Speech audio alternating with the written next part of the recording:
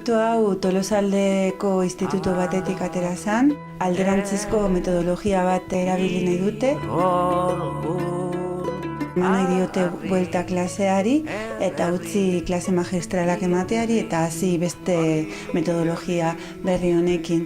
Ez iraul izeneko metodologia honekin hain zuzen. Gaztelaniatarako gaude bilatzen belarrirako atsegina den ahots bat.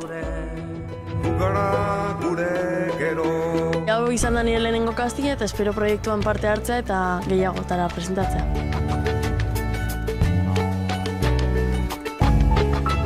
Pola asignatura ez dagoenez euskaraz, bideo batzuk euskaratuko ditugu material hori euskaraz izateko.